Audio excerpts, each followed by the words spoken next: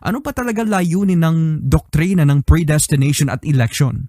Diba pinili tayo ng Diyos upang tayo gawin banal? The Hebrew word for holy literally means separate or set apart. This is helpful for us because it means, at least in part, that when we're talking about God's holiness, we're talking about His absolute purity. He's unstained by sin and evil. He's perfect in every way and perfectly good all the time. Everything He does and says is right. You must be holy as I, the Lord, am holy. Well, when we look at the word, it really has two implications. One has to do with identity.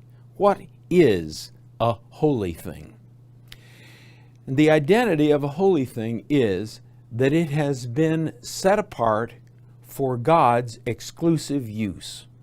So if you have a holy altar, that altar belongs to God and can only be used by Him.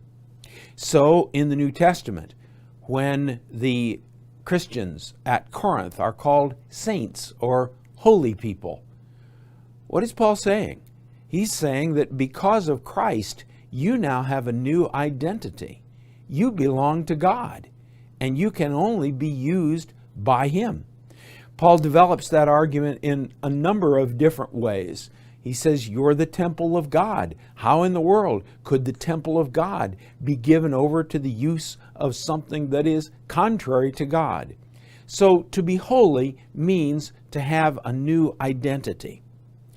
But it also means, in the biblical context, to have a new character.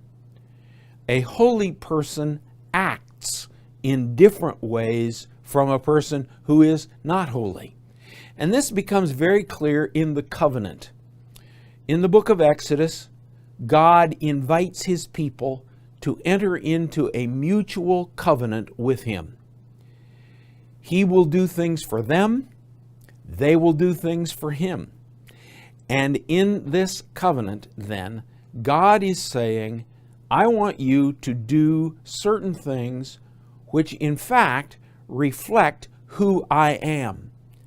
That's really where this phrase, you must be holy as I am holy, comes in. And it's in the context of behavior. God is saying, you need to behave in certain ways. Why? Because you belong to me. And belonging to me, you need to reflect my character.